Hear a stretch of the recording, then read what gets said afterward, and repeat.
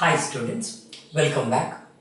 In this session, we are going to discuss the strategy for IBPS RRB PO and clerk. Generally, whenever the notification is out, I take one session on the strategy.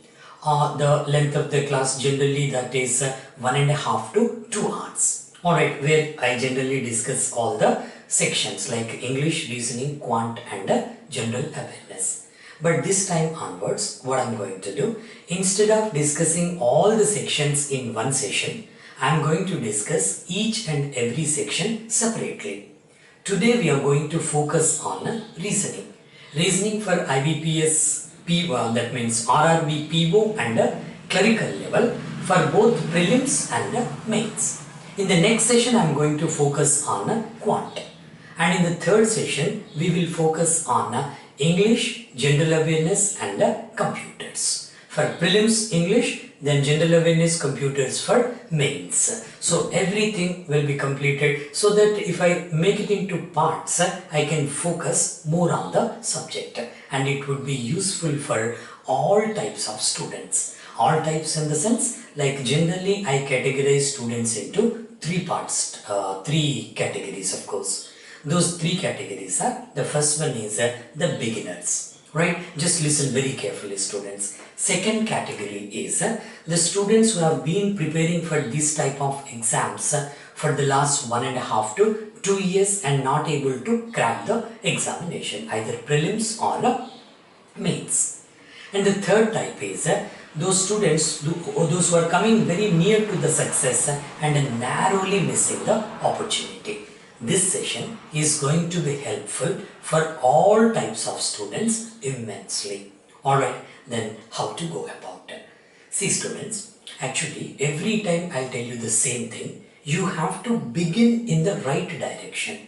How you start the things, how you begin the things, ending will be in the same way. Always remember, not only for competitive exams but for anything in your life.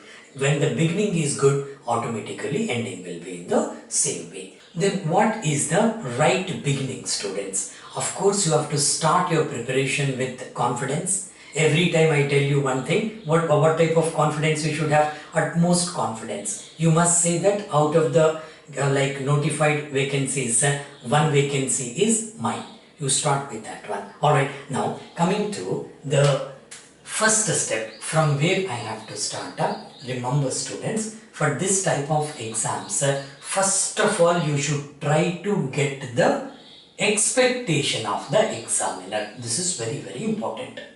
What the examiner is exactly expecting from you. Today they are conducting this type of competitive exams by taking reasoning, quant, English and general awareness. Tomorrow they may change the subjects also. Right? Overall, what you need to find out, what is the expectation of the examiner. The expectation is depending upon the job profile. After getting into the job, what you have to do. Based on that, examiner will expect some qualities from the students. If you live up to this expectation, automatically you will be selected. This is the right beginning students. If you go through the pattern of the examination, you can definitely find out the expectation of the examiner to be two things. What are the two things? All of you know this one. One is speed, other one is accuracy. Simple. But even after knowing the expectation of the examiner also, 99% of the students are not getting the success in the stipulated time. What would be the reason? One of the main reasons for that one is the students are unnecessarily running after the speed in their practice sessions from day one. That is wrong strategy. Listen very carefully, right? Don't run for the speed first. Right from day one, you should not run after the speed. Of course, speed is required, but it's not the right strategy to go for the speed from day one. First, you have to achieve this one, accuracy. Remember this one, right? Whatever the time may be, in the initial stages, don't focus on the speed. Just focus on the accuracy. What type of accuracy? pinpoint accuracy should be there. 100% accuracy must be there. Remember this one, right? In your academic studies, suppose one question is there carrying 20 marks as maximum marks. If you write up to 15 marks, probably you can get 10 marks or 9 marks or 8 marks. But in competitive exams, even if you do 99% correct also, you will not get that one as right. You should get 100% correct. Except for some approximation questions, you have to attain this 100% accuracy. Remember this fact. For that reason, you have to focus on the accuracy. How would you get the accuracy? Simple, students, only by practice in the right direction. Only by practice. Alright. So, when would you get the practice? Only after knowing the complete concept. Complete concept. When can you know the concept? After knowing the basics. After knowing the basics.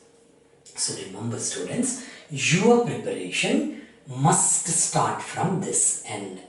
Many students do not know this one. That's really like paining for me. Students call me and they share their experience with me. They share their marks with me. They are saying that, sir, we are like clearing our prelims, but we are not able to clear the mains. One of the reasons is this one. They have not started the preparation from the basics. That is the reason why they are not getting the accuracy. When you are not getting the accuracy, you may not get the speed also. For that reason, students, always you start from this end. The beginners, undoubtedly, you have to start from this one. The students who are able to clear the prelims and not able to clear the mains, you do one thing, you stop your preparation there and brush up your basics. From the basic level, you can understand the concept. Then go for vigorous practice. Vigorous practice is required. After practice, you will get the accuracy. After getting accuracy, automatically you will get the speed. Remember this one. This is the right beginning. Always start from this end. Then how to learn the basics. See, students, nowadays in competitive exams, particularly at mains level, not only mains, even in prelims also, they are giving very tricky questions. To understand that type of tricky questions, they are combining 2 to 3 chapters together, and they are asking the questions based on that one. To solve that type of questions within the stipulated time with 100% accuracy, you must know the basics of all the chapters, all the topics. Only then you are going to do the questions. So for that reason, students, I am just focusing on this one, taking almost 5 minutes for that one to inculcate this one in you. Always start from the basic level. This will fetch you in the examination. Now, how to start from the basic level? Let's go in this way. See, students, first let us discuss the syllabus. Now, in this session, we are going to focus on IBPS RRB, clerk and PO, prelims and mains, as far as reasoning part is concerned. I confine myself to reasoning part. Now, let's go for the syllabus part. Luckily, students, here for all the bank exams, right? For that matter, if you take SBI, IBPS RRB Grade B Officer, NABARD SEBI Officers, then what is that, FCI, LICs, for all the exams, all exams of this type, almost more than 57 types of exams are there in on the same lines. For all those exams, the syllabus is by and large same. By and large, that is same. So if you prepare well from the basic level, you can attempt all the 57 types of exams. Alright, so here, as far as syllabus is concerned, in all the 57 types of exams, they are testing you on 4 parts, 4 to 5 parts are subjects. Let's take as subjects. One is, that is reasoning, then quantitative aptitude or numerical ability. Third one is general awareness, then English and computers. So these are the 5 parts. Basically there used to be only 4 previously, but now they have added this computers part also. For the last 8 to 9 years they have started this computers part. Now you see students, how to go about, how to learn from the basics, that we are going to discuss in 3 sessions now. Then how many different chapters are there from these 4 or 5 sections? See students, in reasoning I am talking about all the 57 types of exams, not only one, but for all 57 types of exams. In reasoning there are 22 to 24 chapters are there. Okay, I am taking small one also. Suppose alphabetical questions based on alphabets, 3 chapters are there. In that way, if you count, total 22 to 24 chapters are there. Even in quant also around 20 to 24 we can take, 25 of course. Now here in general awareness part, they made into 2 parts. Static GK is 1 part and current affairs other part. Anyway, static GK is not going to be changed, same material will be there, that's not dynamic. Then current affairs, last 6 month current affairs are enough, that is adequate, sufficient. Next, English, 8 to 12 chapters are there. I am talking about all these 57 types of exams, 8 to 12. And computers, generally they are asking basic to moderate level questions. Basic to moderate. If you are thorough with these chapters from the basic level, whatever the examination may be, you are able to crack that one. Whatever the difficulty level may be. For all the exams, right from bank clerical examination, SSC CGL examination to the topmost exam of this sort is a CAT exam in our country. For all the things, these like chapters are very, very important for you. They are going to give the questions from these chapters only. But the difficulty level may vary from one exam to the other one. Now let's focus on one subject, that is reasoning. For IBPS RRB PO as well as clerk at prelims and mains level. What should be your strategy? How to start your preparation? See students, for RRB, PO or clerical level, as far as reasoning is concerned, at prelims level, you are going to get 40 questions. And the marks allocated for this one also 40 marks. Alright. As far as mains is concerned, you are going to get again 40 questions and marks allocated that one 50. Alright.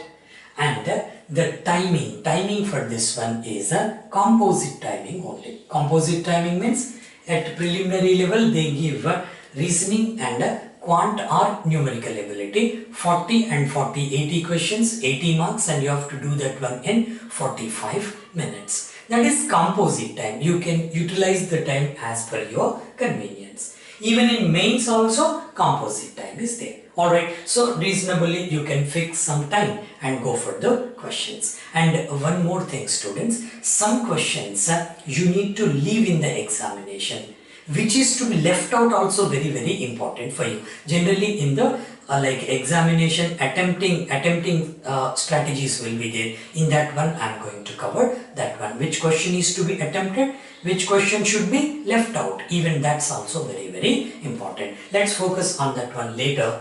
Now for both prelims and mains, for clerical and PO level, these 40 questions, from where they are giving this 40 questions. First focus on that one. Then I am going to give a small introduction for each and every chapter because giving complete concept is not possible. Only a little extent we are going to touch that one. Okay, see students, here reasoning, you will be having the chapters like this. This is purely I am talking about IBPS, RRB, PO and clerk.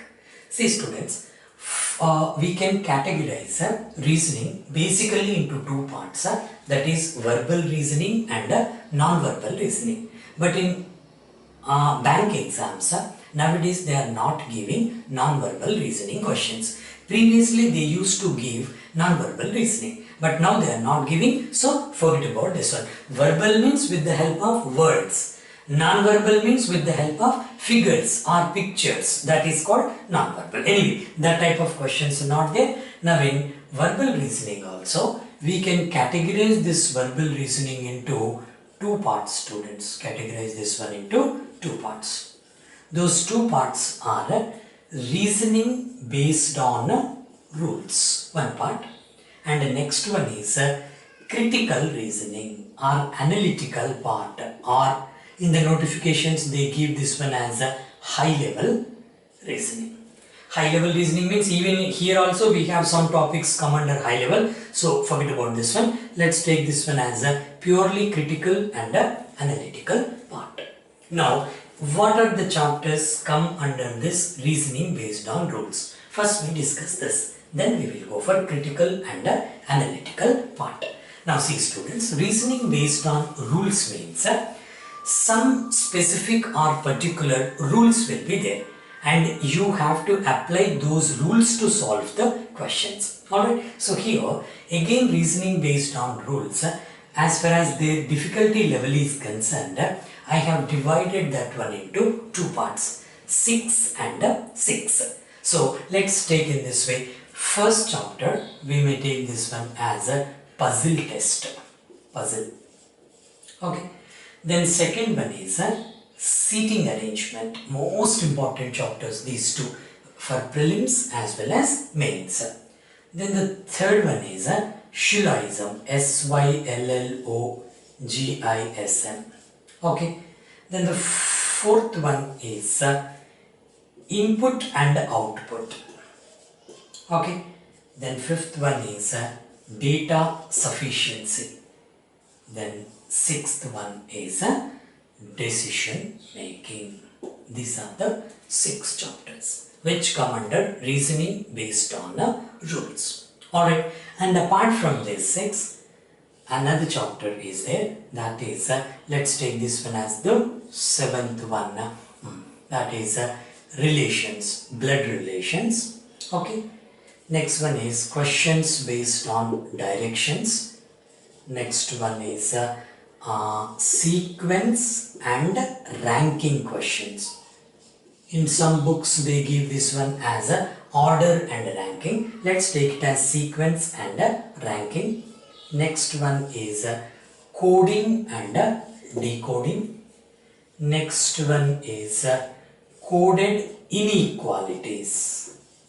Inequalities. Alright. So next one is these are small chapters: blood relations over directions, coding, decoding, inequalities, sequence and ranking. Then problems based on alphabets. Problems based on alphabets and maybe numbers also. Maybe numbers also. Let's take this one as miscellaneous questions. Enough. I am not writing all the chapters, so some sub-chapters I have merged. All these chapters may come under this miscellaneous part. Now, let's focus on each and every chapter separately. But before that, let me list out the other chapters also which come under critical reasoning. That's also very, very important for you. Those chapters are let's take this one as statement assumptions. Okay, next arguments, statement arguments. Then the third one is conclusions, statement conclusions. Fourth one is statement courses of action, CA I am writing, statement courses of action. Then the fifth one is cause and effect. Okay, and the next one is inferences. Inferences. Okay, for your understanding, I just repeat this one: assumptions, arguments, conclusions, courses of action, cause and effect, inferences. This part is very, very important for mains examination. If you take SBI PO mains or RBI Grade B Officers prelims, NABARD Grade A, right? Even IBPS RRB POs, IBPS RRB POs in mains examination, definitely you can expect questions from these chapters. And most of the students are not able to do those questions. Probably the reason is they don't know the concept in a proper way. You need expertise, you need like guidance from an expert only to go for these chapters. I taught these chapters in such a way in my regular course that you will never forget that one in your life. I have given that much description for each and every chapter. Anyway students, let's go for this one. Now, how many questions generally you can expect in prelims and mains from these chapters, and how to get mastery over this one, that we are going to discuss now. Let us start with these two chapters together, puzzle and seating arrangement. See students, from these two chapters, out of 40 questions, you can expect 20 to 24 questions from this one only. I am telling you, right? Whether it is prelims or mains, maybe clerk or PO level, for both the things I am talking about, right? So you can expect 20 to 24 chapters. Sometimes, in rarest of rare cases, in one like shift I observed in 2019, in one shift, instead of 20 to 24 questions, they have given only 15 questions. Based on these two, they have increased these questions. That happens, but basically I'm telling you, you can expect minimum 20 questions from these two chapters. Very, very important chapters. How to handle this one, how to go for this. See students, I'll tell you one thing. When I'm talking about almost 8 to 10 years ago, there used to be 5 questions from puzzle, 5 from seating arrangement. Most of the students, what they do, they used to leave the questions in the examination. They won't even touch that one. Alright, so they go for other chapters and their selection was done based on that pattern. When there were only 5 plus 5, 10 questions were there. Sometimes they used to give only 5 to 8 questions. At that time that was possible. But now you cannot leave these questions. You have to focus on this one. How to focus that? How to go about? See, I am telling you one more time students, if you do not know the basics of the puzzle, you cannot do anything. Particularly at the mains level. Not only mains, even in prelims also, they are giving multiple parameters for puzzle and seating arrangement. From where we have to start. Remember students, first you start with this chapter in your preparation. Your preparation must be starting with puzzle and seating arrangement. But in the examination, you shouldn't attempt this one first. In the examination, first you attempt these small questions. Then come back to this one. That is the best strategy. I'll tell you later. Okay. So now, how to start this one? See students, as far as puzzles are concerned, they are giving many types of questions. Like puzzles with simple 4 to 5 parameters, or puzzles based on floors, are puzzles based on boxes, one box above the other box, are puzzles based on months with single date, one date, or months with 2 dates also they are giving. So like this, they are giving many types of puzzles. As far as seating arrangement is concerned, they give the questions like suppose 6 persons, 8 persons, 10 persons seated around a circular table, or around a rectangular table, or some are facing inside, some are facing outside. Sometimes they won't give the number also. Some are facing inside. Sometimes they give 4 are inside, 4 are outside. But most of the cases they won't give the number also. Some are inside, some are outside. Or in a row. Some are facing north, some are facing south. Or in 2 parallel rows. Or 3 parallel rows. In that way they give the puzzle and they give the seating arrangement questions. Along with that one, they are adding some other parameters also. Other parameters like suppose 8 persons are there seated around a circular table, 4 are facing inside, 4 are facing outside, and each and every person is having a separate profession, and they are from 8 different locations or places, and they are related to one another in one way, and the comparison among them. That means they are combining puzzle, seating arrangement, blood relation, and sequence and ranking also. To solve that type of puzzles, you must be having the basics. See, the basic should start in this way. For puzzle questions, you follow one method called elimination process. Elimination process. In my course, I have explained this one elimination process in such a way that, as I told you just now in critical reasoning part, you will never forget in your life.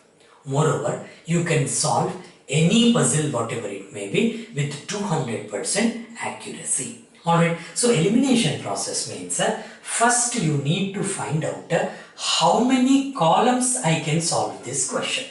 For that matter, students, puzzle questions must be written on the paper. Without writing, don't attempt a puzzle.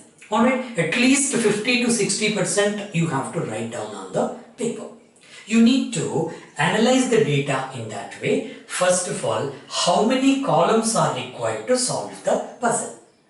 Each and every column must represent the category there. How many category data they have given? How many parameters are there? For example, 6 persons are there from 6 different places. They came by 6 different vehicles. They like 6 different colors. For example, I am telling. For example, alright, and otherwise they may give 6 persons are there. They are born on 6 different months and 6 different dates, and they are going to attend a meeting on 6 different dates at 6 different places. See students, right? Many parameters are there. To solve that one, first of all you need to find out how many columns are required. Then after that, keep the positive information on the right side, negative information on the left side for the basic column. Basic column means among all the category, you can take any one as the basic column. Generally, we have to start with the persons. Suppose if they give dates, you better start with the dates. Or if they give months in one sequence, you can start with the months. That depends upon the question. Then keep positive on the right side. What do you mean by positive information? A has born in the month of January. That is positive information for A. B had not born in the month of February. That is negative information for B. Keep the positive on the right side, negative on the left side. Then from the negative data, you need to come to the positive side. I need to find out the positive side. Positive side is going to be my answer. But to go for that one, from negative, you need to come for the positive. See students, this method is developed by me. Almost 23-24 years ago, I have developed this method. At that time, there was a popular method by taking one table, keeping some ticks and wrongs. For small questions at low difficulty level or moderate questions, or less difficulty level or moderate questions, that method is okay. But I have anticipated, I have guessed that one, that in future the puzzles are going to be very tricky puzzles, tough. At that time only I found this method to be very suitable one. Negative left side, positive right side. In our regular course, all of you must be knowing this one. I am giving video classes for the last 4 or 5 years. In 2016 I have started that one. Alright, so thousands of students are there. In that one I have taken almost 20 plus hours only for puzzle and seating arrangement. Okay, we'll come back to this one. Now, positive right, negative left. That is first technique. Second technique, while reading the data in puzzle, many students are getting scared here only. The data will be broken data, parts they give. Alright, some information about A, as far as his location is concerned, from where he is coming, they give that information in the first one. And in the fourth or fifth information, again they give some related information. Here, you need to combine both the information. That's very important. Combine both the information, and from that one you need to find out the hidden data.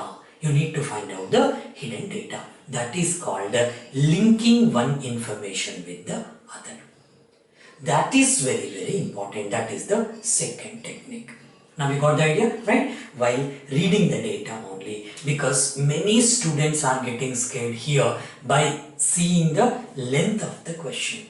Don't worry about that. Whatever the length may be, if you approach in a proper way, you can easily segregate the data. So linking one information with the other is very, very important. First of all, you should have some interest towards the question.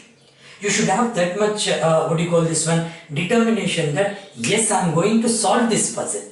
I am going to unravel this puzzle. In that way, you have to read that one. So go on reading that one, analyzing that one. And third technique is, first technique is how many columns are required. Second technique is of course the elimination process, positive right, negative left. Third one is how to link the data. Then the fourth one is some data may not be useful for you at a particular point of time. When you are starting the question, they give some information about one person A. That may not be useful for you and you may not bring that one into the main charter. Keep that information aside. That too in such a way that should be understandable to you in a crystal clear way. Keep that information other side. After keeping 4 or 5 information other side, definitely there will be some link among the information which is not useful for you at a particular point of time. Then you combine that information. After combining that information, you should get the hidden data which is inside that one. Take that one, whether that is positive or negative, you take positive on the right side, negative on the left side. If you solve the questions in this way, students, I am telling you, everything will be easier for you. After solving 10 to 12 puzzles in a systematic way, according to the difficulty level, definitely you will be able to solve the puzzles within the stipulated time. Initially, even if you are taking 20 minutes for one puzzle also, you don't worry about that one. You don't worry, I am telling you. If it is 20 minutes, just spend 20 minutes on that one. But only thing you have to see is whether am I able to solve the puzzle accurately or not. Is it completed or not? If you are able to maintain the accuracy, slowly the timing will be reduced. And other things, students, with my experience I am telling you, the more you do the puzzles, right, the more your mind will be tuned. The mind will be tuned. Automatically you can find out the information. If you do not have adequate practice, you can never solve any puzzle within the stipulated time. Even myself also, if I am not solving puzzle for 1 month, then on the 31st day or 32nd day, then that would be strange for me. Again I need to struggle to get the puzzle. Alright, so for that reason, remember students, all of us are having by and large the same IQ level. For that one, you need to have the continuous practice for that one. You just try to expose yourself to number of questions. But remember, don't take the toughest puzzle on the first day of practice itself. If you take the first day only the toughest puzzle, you will be demotivated, disappointed. You will be, disappointed basically. Then you may not be having interest to go further. You will be discouraged. For that reason, students, first take simple puzzles. Solve with simple puzzles only with 2 parameters. Enough. Slowly you increase the standard. Even the students who have been preparing for quite a long time and not getting success, they are failing miserably on this aspect. So for that reason, start with the simplest puzzle and go further. Anyway, I have discussed more than 20 hours for puzzle and seating arrangement in my regular course. You just go to our website, that is chakravarthysir.com. You will have all the details about the course. Then coming to seating arrangement also, students. In seating arrangement, different types of questions they are giving. Previously, they used to give very simple questions like 8 persons are seated around a circular table, all are facing inside. Slowly, they increased the standard like 4 are inside, 4 are outside. 4 are inside, 4 are outside. Then adding some parameters to that one. So now the questions have reached such a difficulty level, a normal student without practice can never even understand the question. To that extent, they are giving the questions as far as difficulty level is concerned. But while solving seating arrangement questions, students, simple technique I'll tell you.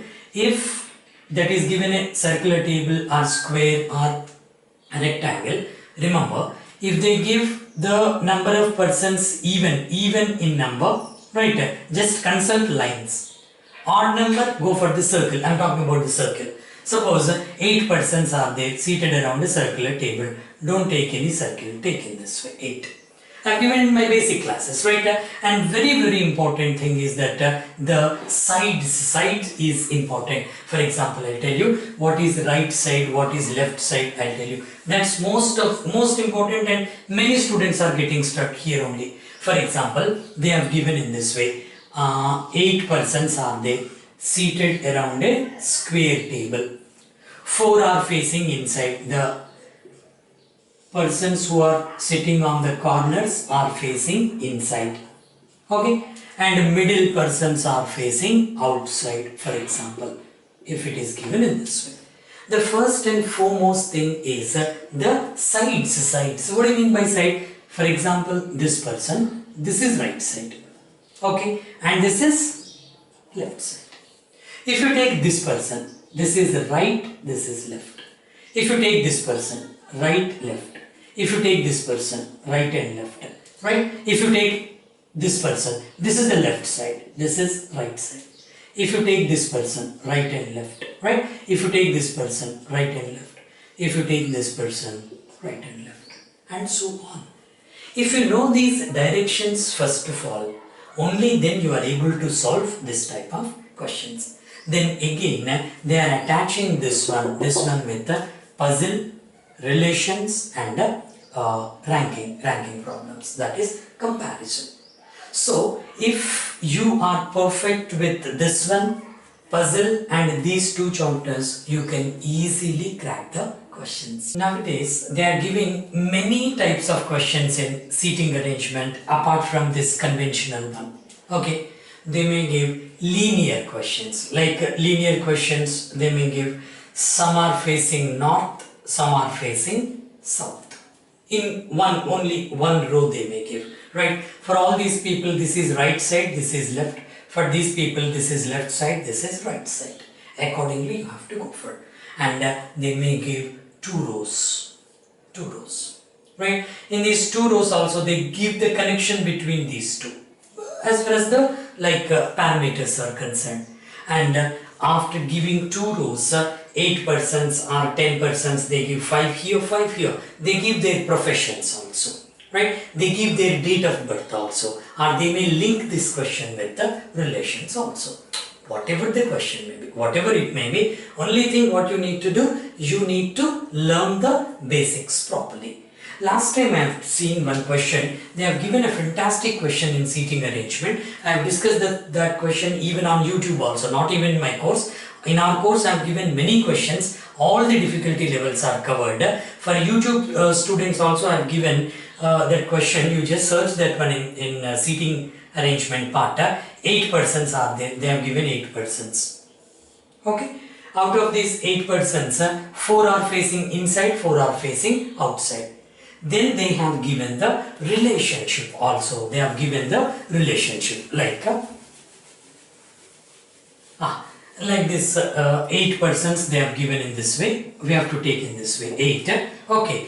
Why we take this one? Because easily we can find out this person is opposite to this person if they face inside. If both face inside, these two are opposite. Suppose if he is facing outside and this person may be facing inside. In that way, he may be facing inside and it may be outside, it may be inside. That we need to find out.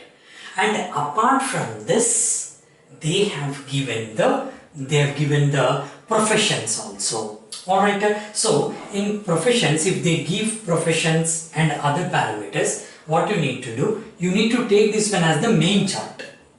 And one more chart, for example, A, B, C, D, E, F, G, H are there, right? Just maintain one more chart like this for their professions, and they have given the colors also, which color one person is fond of. In this way they have given, right? So professions, arrangement, inside and outside arrangement, then colors, and in which car they have come, the car make also they have given, car make. Yes. So while going for this type of question, students, the best technique is for arrangement you take one thing, and for the other parameters you take one. You solve this one as a puzzle, and finally you just bring all the data onto the chart. It takes a little time, like 4 to 5 minutes to solve that one, but they give 6 to 7 questions below that. No problem, you can spend that time. Alright, so here after solving this puzzle, you need to go here and keep a round here. Like if they give like profession, suppose A is there, A is profession here, right? Arrangement inside or outside, then the color, which color he likes, next the car in which he is coming. If you are able to find out all these things, close the circle. Closing in the sense, completely it is done. In that way you need to finalize that. For all the things, students, learning from the basics is very, very important one. It is they have changed the questions. Changing in the sense, the basics will be same, students. There is no change in basics. Nobody can change the basics. They may change the pattern of the question, that's all. They are giving only concept. Of course, only few, only some, in that way they are giving. But students, most of the students do not know, and they are saying that these are new models.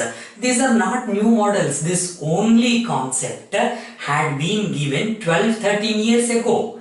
Again they are, what they are doing, they are giving this one again. They are repeating that one, that's all. Only concept. If you have any material available with you, you just go through that one. 12-13 years ago they have used the concept of only in Shilloism. That's not a new concept. The new faculty, nowadays all young people are coming into teaching. I am not finding any fault with them. This is open, anybody and everybody can come, but you please refer the previous ones also. The same type, that is like they are repeating. For example, binary numbers, coded binary numbers, giving like 1 is coded as $, 0 is coded as @ for example, and the value is getting doubled once it is like moved to the left side. In quant they are giving, even in reasoning also. Those are also not new questions. Now they are giving under the heading of coding and decoding. Those questions were also very old questions, and even assumptions also they are using those questions, the old. So everything will be same. They may repeat that one. Anyway, students, for Shilloism, to solve that only few or only some, for all this type of questions, you need the basics properly.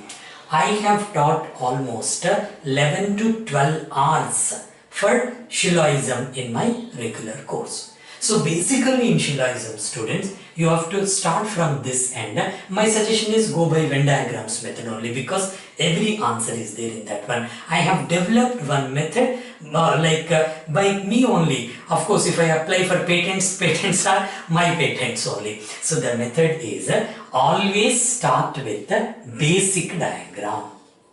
If required, go for the alternate diagram. Still required, go for complementary table. This method is developed by me almost 24 years ago. Basic diagram means that should be the starting diagram after combining the statements. That should have least cuts and minimum encroachment. Encroachment means overlapping. Cut means intersecting point. Least cut should be there. Minimum encroachment will be there. That is basic diagram. 30% of the questions can be solved here. You need not go for alternate. If required, go for alternate. Still required, go for complementary pair. Either 1 or 2 along with 3. either 3 or 4, this stage. At this stage you get those options. Basically we have only 4 types of statements or conclusions. You know that one, that is all, no, some not. That's all. Basically these 4. First we need to convert all these all, no, some not to a suitable Venn diagram by using basic diagram concept. After finding out how many possibilities are there. For example, students, because actually that basics takes 6 hours actually.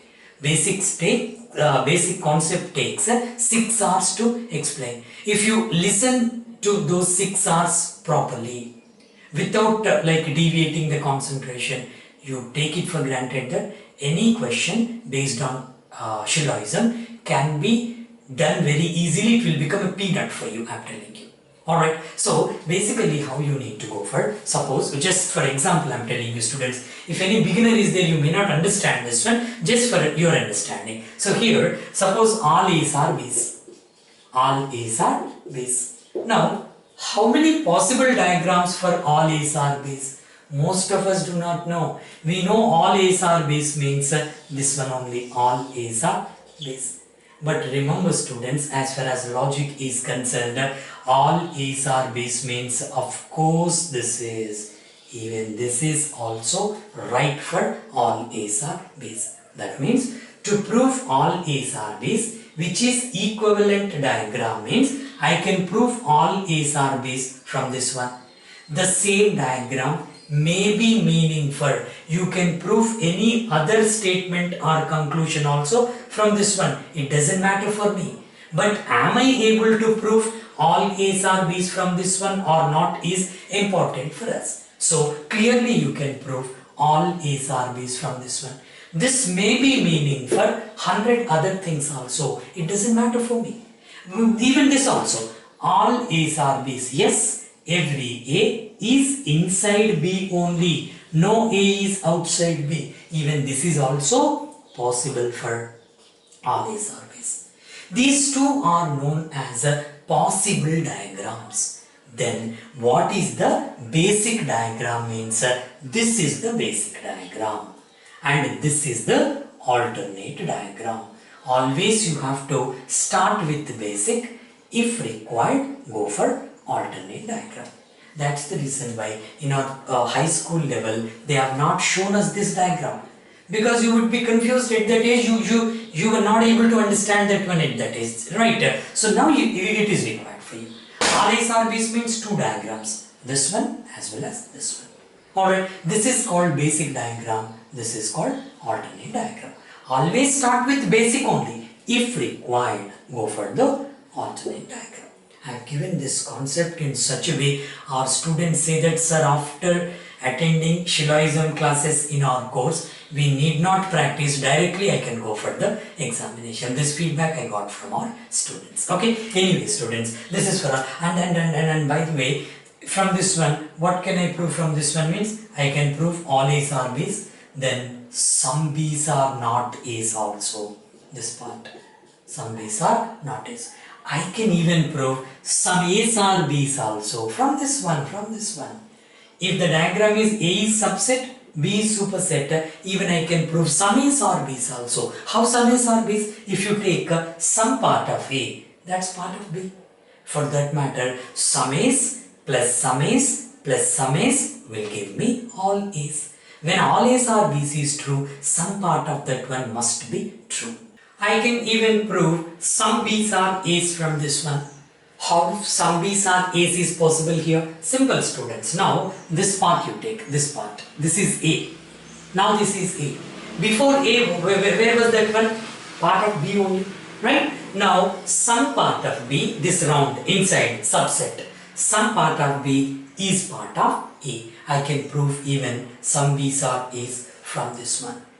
But this is basic diagram for all A's are B's. Of course, alternate diagram for some A's are B's, some B's are A's. In that way, I have discussed the concept. See, as I told you, it's not possible to discuss the complete concept in 5 minutes or 10 minutes, students. And that too, we have started this class already 50-55 minutes are over. I thought of closing this one in 1 hour only. Now we are discussing only the third chapter. So whatever the time may be, I don't want to be commercial. So after watching this video, definitely it should be useful for many students. That is my intention. Okay. Anyway, I started from this end. First basic diagram. If required, alternate diagram, still required complementary pair. And the concept of only few, only some, or only A's or B's, this is not a new one. Actually, that's old one, already I have discussed in my concept. Alright, so many other models are there. Instead of giving statements first, conclusions later, some time ago, they were giving us conclusions first followed by statements. You need to find out these conclusions can be drawn from which of the following set of statements. They used to give 2 set or 3 set in one option. Total 5 options would be given to you. Statements first, conclusions later. Regular model. Or conclusions first, statements later. They may change the type also.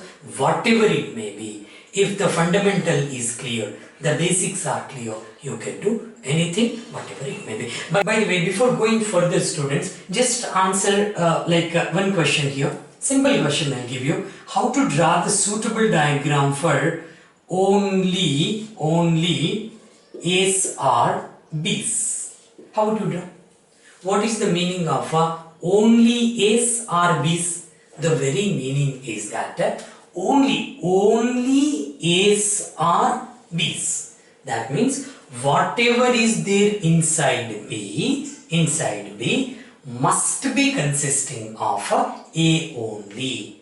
Inside only A's or B's. Whatever is the content in B must be filled with A only. No other thing should be inside B. That's the meaning of only A's or B's. How to draw the diagram? I'll show you 2 diagrams. You just tell me which is the perfect one. Is this right? A subset B superset or B subset A superset? Which is the right meaning for only A's or B's? Think it over, students. So clearly this is wrong representation. Only A's or B's means this is right. Between these two, this is right. How this is right? Here the meaning is only A's or B's. Whatever is there inside B, that is filled up only with A. Inside B, nothing is there other than A. Everything is A only inside B. That is the meaning of only A's or B's. Whatever is there inside B must be A only. Now this is right one. Only inside B, only A's are there. Then this diagram you see. If you say only A's or B's right in this one, that's going to be wrong. Because inside B, apart from A, many other things are there here. Many other things are there. Right? This is not the right diagram for only A's or B's. Of course, it is meaning for all A's or B's. Some B's are not A's. Some A's are B's. Some B's are A's. Yes, all the things are possible, right? But I cannot prove only A's or B's from this one. That's the concept. On the same lines, I have explained only few, only a few, only some. What is the difference between some A's or B's? Only A's or B's. Everything I have discussed in my regular classes. I just reiterate this one, students. All my students say that after watching those 10 to 12 hours of Shilloism classes, all the questions will become peanuts and I can do everything right in the examination. Generally, they give 3 to 5 questions. Now, as far as this is concerned, RRB examination is concerned, either in prelims or mains, or in both the places, both the exams, they are giving Shilloism questions. They give 5 questions from this one. In the worst case, you get 3 questions in the examination. Last time they have given only few or only some concept in mains, and normal Syllogism questions without using only in prelims. Total you got 5 plus 5, 10 questions in the last year papers, prelims and mains. Even this time also you can expect minimum 5 questions from Syllogism. The concept is very much important. Now coming to input and output. See students, the chapter input and output, generally the questions from this chapter are in 5 questions, 5 in number. 5 questions you can expect that too in the mains examination, not in the prelims. Not in the prelims. Most of the cases they give in the mains, but we can't say that one, they may ask in the prelims also. And by the way, for prelims and mains, your preparation should be done simultaneously. Not after prelims I go for the mains. Don't think in that way. Okay, so in input and output also, basic things are required, students. Nowadays, they have changed the pattern. They are giving fantastic questions from this chapter, machine input and output. Actually, there are 3 types of questions in this one. One is called ending process, ending model, then unending model, then miscellaneous model. Alright, so first of all, you should know what is ending, what is unending, what is miscellaneous. Without knowing this one and without knowing the basics of that, it's not possible to do the questions of a new pattern. Alright, new pattern in the sense how they are doing, they are mixing up ending and miscellaneous, unending and miscellaneous to make a new pattern. Nothing is there, nothing new actually there. They are just blending that one. Actually, ending model means they give one input followed by sequential output, maybe 4 or 5 outputs or 6 outputs they give.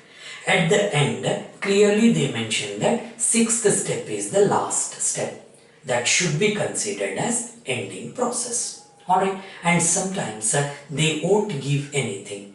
Even that can be taken as the ending process. Alright, so in ending process, input should be compared with that of the last output to find out the logic based on which they have done this one. Then in each and every step, how many numbers are changed or how many words are relocated, you need to find out the logic and apply that one to the questions. Unending model means clearly they give one input followed by some outputs and clearly they give and so on. And so on means there is no end for that one. So you need to find that they give only 2 to 3 steps or 3 to 4 steps maximum and so on. You need to number that one.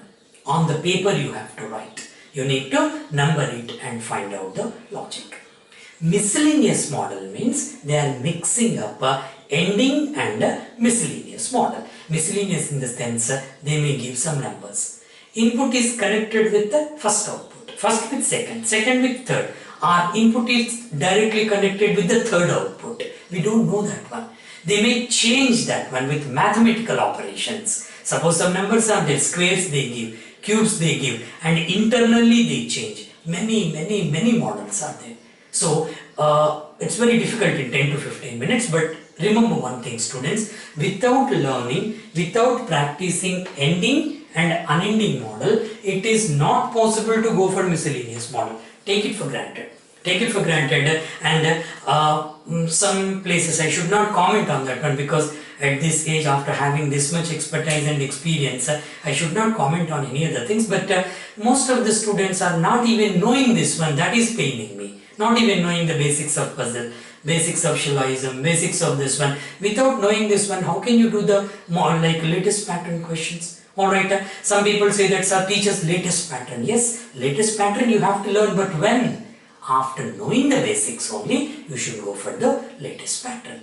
So latest pattern has not come from the air, from the basic level only. First you learn this one, later you learn that. Anyway students, this is about the input and output.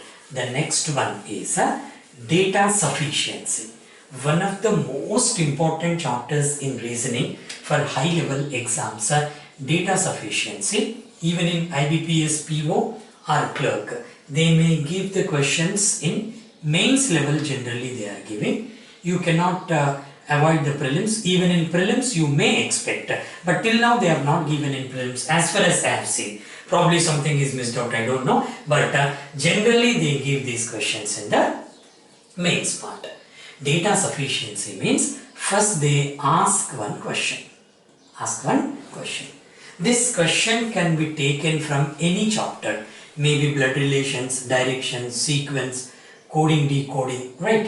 Or they may take puzzle and seating arrangement also into this one. Then they give statement 1, statement 2 generally. Sometimes they give statement 3 also. Using the data in statement 1, am I able to solve the question completely? That means perfectly the question should be solved. If I am able to solve the question completely with this one, go for 1 alone is sufficient, whereas 2 alone is not sufficient if they give only 2. Generally if they give only 2, they give 5 options. 1 alone is sufficient to answer the question, whereas 2 alone is not sufficient. Then second option, generally they give 2 alone is sufficient to answer the question, whereas 1 alone is not sufficient. Third one is either 1 alone is sufficient or 2 alone is sufficient to answer the question. Option number 4, neither 1 nor 2 is sufficient to answer the question. Still more data are required. Fifth one, both 1 and 2 are required to solve the question. There is a technique for this one. The options may be changing, the order may change, but options are like that. So there is a technique. Even in YouTube also I have kept some data sufficiency videos. You just type data sufficiency by Chakravarthy sir, you can get that one. Just watch that one for the basics, but for advanced level questions I have discussed in my regular course. If they give the third one also, then the options may be changed. They may give that 1 alone is sufficient to answer the question as first option, 3 alone is sufficient, or all the 3 are required to answer the question, or even after combining the data in all the 3 given statements also the question cannot be solved. In that way they may change that one. That depends upon the question. But students, remember, data sufficiency, separate questions are cannot be formed. The questions are from the different chapters. They give the question, and data sufficiency is also very important for IBPS RRB PO as well as clerk. Next, decision making is there, but nowadays they are not giving questions from decision making. Forget about this one. So this is about reasoning based on rules. First category questions. So I just give the marks division here before going for that one. Puzzle and seating arrangement, you can expect 20 to 24 questions. Okay. Next, Shilloism, you can expect 3 to 5 questions. Sometimes they may not give also, right? Then input and output in the mains, you can expect 5 questions. Then data sufficiency, you can expect 5 questions at the mains level, not in the prelims. Now we got the clarity, right? Now going to this blood relations chapter. See students, even this blood relations also plays a vital role in the examination, because they are giving the questions individually from blood relations chapter and blending this one, mixing this one with the puzzle and seating arrangement. Remember students, I give you one technique to solve questions from blood relations. You just try to learn how to draw the family chart. Very, very important one. Okay, so without knowing how to draw the family chart, most of the questions in blood relations cannot be solved, particularly when they mix it, club it with the other chapters like puzzle and seating arrangement. So you must learn this one. I have given a fantastic method for this one, 3-step method. First step is find out total how many persons are there in the group and how many male are there, how many female. Denote male with plus, female with minus. First step, that's all. Okay, second one is how many generations are there? Generations. Generally they give questions based on 3 generations. Suppose if you place yourself here at par with you in your generation, your brother, sister, your cousin, your brother-in-law, sister-in-law, wife, husband come here. You're in the above your generation, father, mother, uncle, aunt, mother-in-law, father-in-law, this type of relations. Again, still if you are here and on this generation you get your grandparents, grandmother, grandfather, great uncle, great aunt, and so on. Suppose you are here, your children will be here, your son, daughter, nephew, niece, all of the people, daughter-in-law, son-in-law. So this is the second one. I explained blood relation basics only. I have explained for 2 hours. Okay, next. Third one is if you feel only one generation here, consult one horizontal line to connect the people. If more than one generation is there, vertical line should be there. Alright, and always connect the people from left to right and top to bottom. A 3-step method. You can never get this one outside because even this one also developed by me. To make the concept ease for the students, I have done all these things. Alright, so no cross lines are required, no diagonal lines, no double lines, no brackets, no double brackets, nothing is required. Simply you need to convert the verbal data to a chart. Alright, if you go for that one, easily you can solve any question, whatever it may be, from blood relations. Generally they are giving 3 types of questions from blood relations. One is group problems, second one is based on individual narration or having one narrator, third one is using some symbols. A into B means A is brother of B, A plus B means B is sister of A, in that way. You need to understand that in a proper way and apply the family chart method to go for this type of questions. I have discussed it very well. Then come to directions. Actually students, directions is a simple chapter. Alright, you can do the questions without any guidance also if you know the basic concept. Alright, but some questions in direction are typical questions. Nowadays they are giving that type of typical questions in many examinations. But basically there are 8 directions for us, 8 directions. Generally we take this one as the top one is as north, south, east, west. And this is northeast, then southeast, southwest and northwest. And for very typical questions, they may give one direction between these two. This is called north-northeast. And this is called east-northeast and so on. Suppose again 2 directions here. Suppose it is south-southeast and it is east-southeast and so on. See, very rare they are giving, but this is also very important. You should know this one first. And next one is the degrees also. The degrees, for example, from north to northeast 45 degrees. Northeast to east 45 degrees and entire thing is equal to 360 degrees. Many typical questions are there, students. With the help of the examples, I can tell you those things also, but time is not sufficient here. Some questions are based on position of the sun also. Alright, like they may give in a fine morning, soon after sunrise, X stood in front of his house in such a way that his shadow is exactly to his right side. From there he started the journey. They narrate something like a passage. Based on the passage, they give the questions. And the other model is, for example, they give like this, town A is to the northeast of town B, northeast of town B.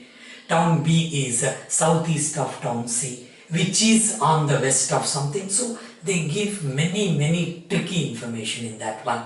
And some questions are based on the degrees also. Degrees, directions and the position.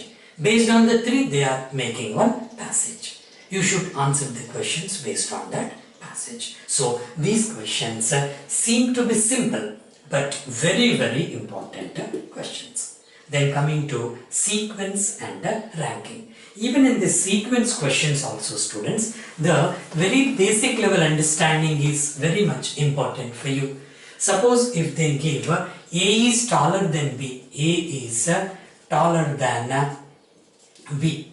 Most of the students are using greater than or less than symbols. A is greater than B, taller than B. Don't go like this. Sometimes you will be caught in the examination. Alright, so basically comparison should be in this way. For example, A is greater than B, one comparison. A is less than B, other comparison. A is equal to B, right? A is greater than or equal to B. A is less than or equal to B. A is not equal to B, for example. Then how to show this one as far as reasoning is concerned. Don't use mathematical symbols. Simply you show like this. A is greater than B. Take B first. B first. Because A's position is depending upon that of B's. A is greater than B. When compared to B, A is greater, taller, heavier, faster, quicker. It should be on the above. A is greater than B. A above, B below on a plane when you compare the horizontal lines. Right? A is less than B. Greater means here. Equal means here. Less than means here. Simple way. A is less than B. B. Right? A is less than B. Simple. Okay. Next, A equal to B. B. A.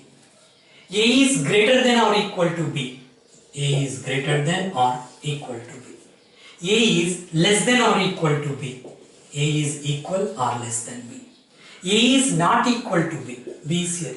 Not equal to. A may be greater than or less than. Two possible places for A. This method is important. I have shown many techniques based on this one. Some techniques are useful here in inequalities also. But for inequalities, I taught separately 4 golden rules I have taught. If you go for that one, a 5 out of 5 will be right in the examination. Alright, next one is coding and decoding. Coding, decoding, they are changing the pattern like anything. Right? So many models they are giving. But basically you have to learn how the coding is done. So it's difficult to explain in 5 or 10 minutes.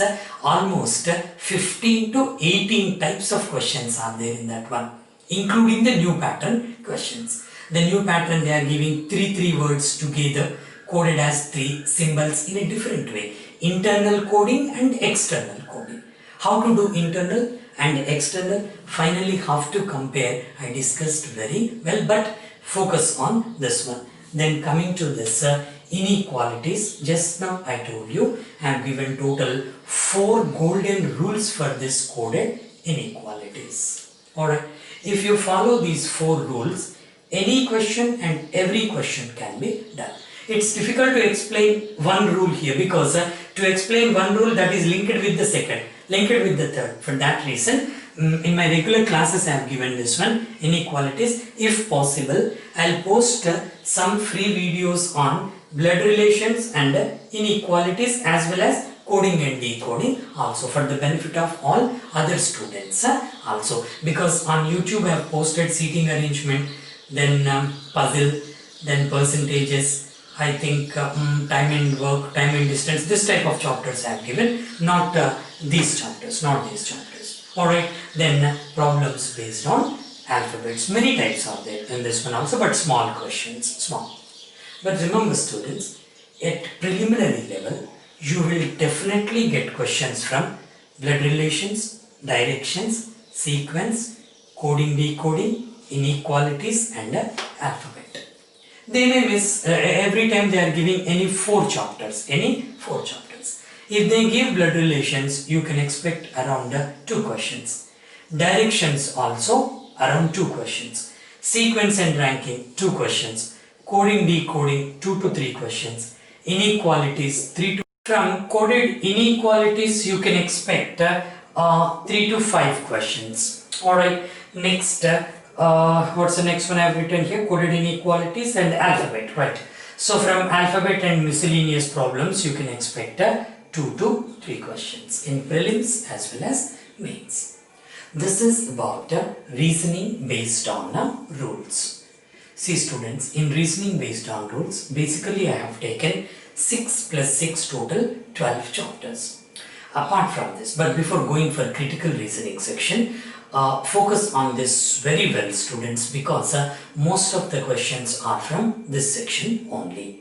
And coming to critical reasoning part is such an important for you, not only for RRBs, but you take any examination, any PO examination, like SBI PO you take, IBPS PO, of course this is RRB POs, then followed by LICs, then NABARD, SEBI, FCI, then followed by this exam, RBI Grade B exam. Everywhere they ask questions based on critical reasoning, and that too fantastic questions will be there in the exams. Basically, in critical reasoning, for RRB clerks, they may ask questions very less in number, that too in mains only, not in the prelims. But in RRB POs, they are asking questions at mains level from these chapters. Just I have written there, total 6 chapters are there. That is statement assumptions, then followed by arguments. Third one is conclusions. Fourth one is courses of action. Fifth one is inferences. Sixth one is cause and effect.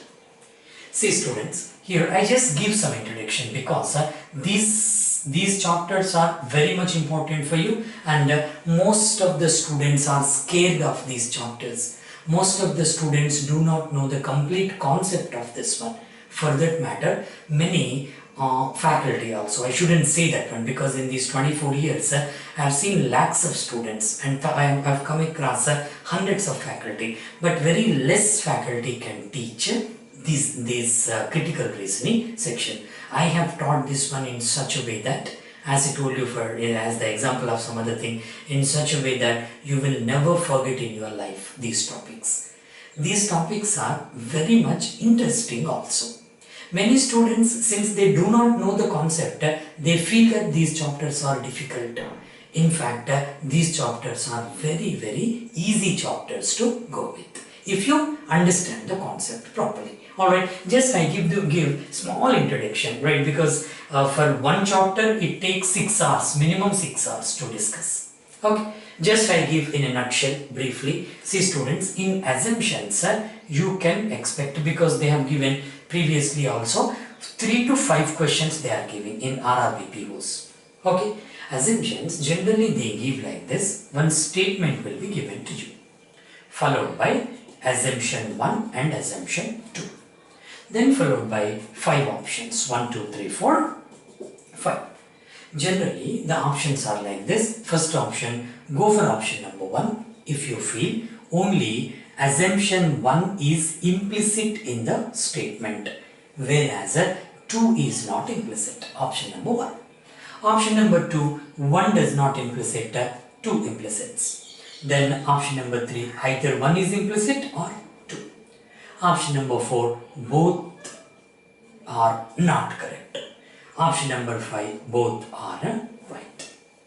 See students, first of all, you need to understand what is the concept of assumption. This is the general model. They may give third assumption also. If they give third assumption, these options may be changed.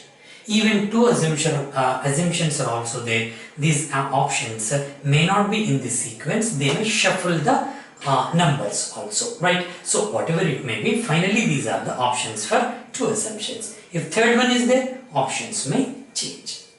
And sometimes they are giving this statement in the form of a passage also, and they frame the questions based on the passage, like they give in this way. The assumption of the author from this passage, the assumption of the author is in this way: which of the following options are strengthening the assumption of the author, or which of the options is weakening that one, or all are strengthening except one thing, all are weakening except one thing. That means they are combining assumptions with the argumentation also. But for RRB POs, they are not asking that type of assumptions, only based on small statement they are asking. When I take class for SBI PO or IBPS PO, I discuss that type of questions on YouTube also. Okay, now see, before attempting this one, students, first of all you should understand what is an assumption. Assumption is nothing but a hidden meaning of the statement. That is the reason why they give which assumption implicit, which is implicit. Implicit means inside that one. Explicit means that is openly said. Right? Assumption is nothing but the hidden meaning of the statement. And moreover, assumption is you have to take the assumption of the speaker, not your assumption. While doing all the critical reasoning topics, you should act as a judge. Your opinion should not be taken into consideration. Whatever they give in the statement is final. Even it is against the practical things also, you have to take it for granted. You are a judge there. Your opinion doesn't matter. You have to give the judgment there based on the question. For that reason, assumption means you have to take the assumption of the speaker. So what would have been thought by the speaker before giving the statement is called assumption. Most of the students do not know this one. They give their own assumptions, their own opinion, which is logically wrong. You have to take the assumption of the speaker. Hidden meaning of the statement. What would have been thought by the speaker before giving the statement is called an assumption. I have taken almost 6 hours in my regular course. See, students, don't take it in the other way. Why sir is saying that every time in my regular course I have taught in that way? Because here in this one, actually I taught of only 30 minutes or 40 minute session, but it's already more than 1 hour. More than 1 hour, it doesn't matter. In 1 hour, 1.5 hours, I cannot discuss all the topics in depth. And that too, my weakness is that whatever the topic may be, I start from the basic level. That is my weakness. From basic to advanced to very advanced level. Only then you will get success. Alright, for that reason I am just briefing you. In my course, in my regular course, I offer video classes for all bank exams, SSC and other exams. For more than 57 types of courses I am giving, or exams I am giving. All are video classes. Recorded classes will be there. You can access after making the payment. Even the fee also I kept very less. At the end of the video I am going to discuss that one. Anyway students, so this is an assumption. After understanding the concept of assumption, choosing options is also very important. When to go for first one, when to go for second one, third one and fifth one, both are confusing. What do you mean by either one or two and both? When to go for either one or two? Either one or two means both assumptions are having equal possibility to be correct. Both are having equal possibility to be correct, but both cannot be true at a particular point of time. When first one is true, second one is false. When second one is true, first one is false. Equal possibility, equal probability should be there to be true, but both cannot be true simultaneously. When one is true, two is wrong. Two is true, one is wrong. That is called either or case. Mutually exclusiveness. That is either or. Whereas both means both are possible to be true at a particular point of time. Simultaneously both can be true. That is for fifth option. Now got the idea? Right. Anyway students, this is a small introduction of assumption. Then argument also. Arguments also. Generally they give one statement. And statement, most of the cases the statement is in interrogative in nature. They ask one question, followed by argument 1 and argument 2. Sometimes they may give 3. Argument 1 and 2, the options will be go for option number 1 if you feel only first argument is strong, whereas second argument is weak. In the light of the question. Then first is weak, second is strong. Either one or two is strong, both are weak, both are strong. Even here also students, I have given total 7 points for you to find out the strength of the argument. They are asking one question. Suppose the question is, should India legalize euthanasia? Euthanasia means mercy killing. Should India legalize euthanasia? Argument 1. Yes. Generally, one argument is yes, other argument is no. Sometimes both can be yes. Yes, India should legalize euthanasia because this is the reason. They give a reason.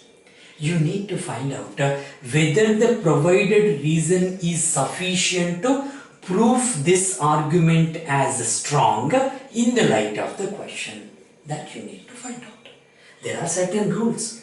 You should not give your opinion. Suppose according to your opinion, euthanasia should be legalized in India. If you say that yes, it should be legalized and take it as strong as per your opinion, that question will go wrong. Here you are a judge. You have to give the judgment. Judge should not have his own opinion. He should act on witness and evidence only. You have to act in that way. Now you got the idea, right? So only based on this reason. So this reason to be strong, I have given total 7 rules. Follow that one, you will get 100% questions correct. Now course this one, conclusions. Even conclusions are also same. They give and before going for the conclusions, sometimes arguments are based on a passage. Nowadays they are giving in SBI PO assumptions and arguments combination they are giving. To go for that, first of all, individually you have to understand both the topics. There is no other way. Next, conclusions. Conclusions are also same. They give one small statement followed by conclusion 1, conclusion 2, everything is same. If the third one is there, options may be changed. So you should know the meaning of the conclusion. See students, there is a sequence in logical reasoning. First, we assume something. Listen very carefully. Based on the assumption, I make a statement. From the statement, I conclude something. This is the sequence. Slight line is there, slight line is there. Most of the students are confusing between assumption and conclusion. Actually, assumption is before the statement. Conclusion is after the statement. If you understand the concept, how much difference is here? And many students are clubbing these two. And some students are taking their own opinion as a conclusion. You should not do that one. Always go by the statement. That is the reason why in the exam or outside also we speak like this. What is implicated in the statement is called assumption. Assumptions are implicit in the statement. Conclusions are drawn from the statement. Now we got the idea? Conclusions are drawn from the statement. After the statement you will get conclusion. Based on the facts given in the statement, you conclude something after the statement. Conclusions are drawn from the statement. Assumptions are implicit in the statement. Remember this one. Very, very important thing. Now you got the idea? So, first of all, you should act as a judge, combine the given facts in the statements, then go for the conclusion. Even Shilaisan questions also, nothing but conclusion. They give statement 1, statement 2, statement 3, meaningless statements. All boys are girls. Some boys are intelligent, some intelligent or hardworking, for example. You have to combine all the 3 statements on a common platform. I have chosen that common platform as a Venn diagram. From this one you need to conclude something. Which conclusion is definitely true, you have to say in case of Shilaisan questions. Got the idea? Right? This much perfection should be there while learning also. You should learn in this way. The next one is courses of action. In course of action, generally they give one statement. One problem will be discussed here. One problem is discussed, followed by suggested course of action. Course of action 1, course of action 2. Then you need to find out which course of action can be the best remedy to solve this problem. Alright, here also you should act as a judge. You need to understand the problem first. What is the root cause of the problem? I have given again 7 rules for this one. What is the root cause of the problem? How this is going to solve it? Either it should solve the problem completely, or it should be taken as an administrative step towards solving the problem. That can also be considered as a right course of action. Either the course of action should solve the problem, or at least it should be acting as a remedy, as an administrative step towards solving the problem. Even that can be taken as a right course of action. Total 7 rules are there. You have to learn all the rules. The next one is inferences. This is also very important one. Inference is combination of assumption and conclusion. They give one passage to you. They generally give one passage followed by 5 inferences they give, right? For example, one passage is there. Then they give 5 inferences, 1, 2, 3, 4, 5. So here the options they may give like probably true, first option. Second option, the inference is definitely true. Or first option may be this, second may be this. Okay. Then third one is data inadequate, right? Fourth one is probably false. Fifth one is definitely false. They give in this way. Alright, so here you need to read the passage properly. In the light of the passage, whether this inference is, first of all you need to find out whether it is true or false, or provided data are not sufficient to answer that. First step. I have given total 5 steps for that. Next one is you need to, if data are adequate, you need to go for whether it is true or false. If you feel that is true, then it is probably true or definitely true. You have to do in this way. Lot of analysis is required here. Critically you have to read the passage. It is resembling with the reading comprehension in English. Resembling, not exactly. Alright, nowadays in English also they are giving questions based on this much critical thinking. So nowadays reading comprehension in English has become a logical one. Analytically you have to do the passage. I have discussed many passages in our course in the English section. Alright, so this is about this. And finally, cause and effect. See students, this cause and effect, 2 to 3 types are there. They give event A and event B. You need to find out which is cause and which is effect. And that too in depth they go. Principal and definite cause are not principal and definite cause, not immediate and definite cause. Many things are involved in that one. Okay, so it's difficult to explain in 4 or 5 minutes. It takes some time.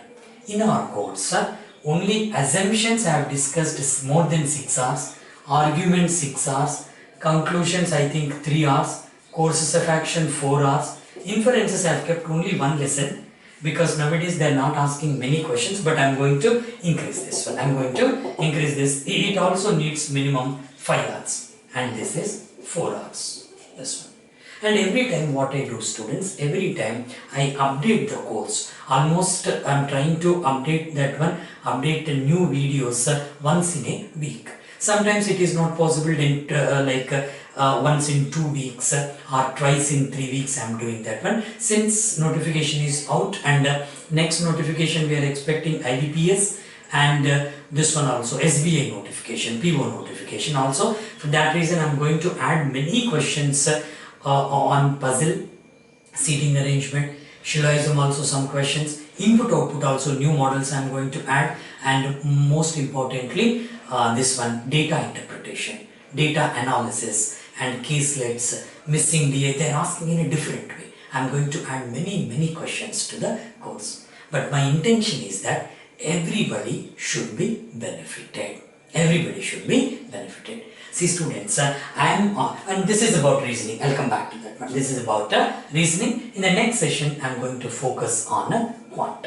So what I do, I think this class is more than 1.5 hours. First I upload this video completely 1.5 hour, then I'll make it into 3 parts so that all the students, if even internet connectivity is slow, buffering problem is also there, some students are complaining, in that case you can go for that one in parts. But before concluding this one, students, I would like to introduce you to, or I would like to give some information about the video courses what we are offering. Quickly we will go for. So you can get the course in 2 modes, online mode or pen drive mode. If the internet connectivity is okay, proper, you can go for online mode. Okay, then if the internet connectivity is not good, go by pen drive mode. And remember students, both the cases the syllabus is same, everything is same. And I am offering course with 3 month duration, 3 month, 6 month, then 1 year, then 1.5 year, 18 months, okay, and 24 months. For all the duration, the syllabus is same. Syllabus in the sense, content is same. You get videos, almost 380 plus hours of videos, and it's going to be updated. My intention is that up to 450 to 480 hours I'm going to give you, right? So 380 plus hours of videos plus ebooks in the form of PDF, then chapter wise test, then sectional test, finally mock test. It's a package. It's a package, and the price also I've kept very less. For 3 month course we are charging 2,600. That's it. Which is suitable for you, convenient for you, you take that one. Then 6 month course 3,600. 12 month course 4,600. 18 month course I think 5,200, and this is 5,900. But generally for my students I suggest this course. This is called regular course, 12 month course. 1 year is quite reasonable time. If you are a student who are coming very near and missing the opportunity narrowly, you go for this one, 3 month course or 6 months, enough. This. If you are a final year student or you are in the second year of your graduation, you can take this one, 24 months. That's up to you. For all the things, the syllabus is same. Then you do one thing, just visit our website, that is chakravarthysir.com, chakravarthysir.com, and fill up the sign up form to create a trial account for you. You can watch some free videos from the course also in your trial account, then decide upon. But students, finally I'm going to give one, I'm going to tell you one thing. Always take the guidance from the experts. Only then you can save some time. For this type of exams, even self-preparation using some YouTube videos also you can do, but not complete preparation. Some students are saying that sir, lakhs of videos are there in YouTube, why can't we go for that one? The answer is in this question only. Lakhs of videos are there. How can you segregate that one? How can you take this one in one order? Don't go like that. Follow any one faculty, any one institute, which you feel the best one. Right? The faculty should have some considerable number of years of experience, so that they can deliver the best to you. Research is done by our part. You have to take it as it is. I wish you all the best, students. Join the course. Alright, if you are serious about your career, just join the course. Keep a reasonable timing for you, 1 year time. Within 1 year I should get the job, that's all. Keep that one. Start from the basic level. Basic, moderate, advanced, and very advanced level. Thank you very much, students. In the next session I just meet you with the strategy for quantitative aptitude. Thank you very much.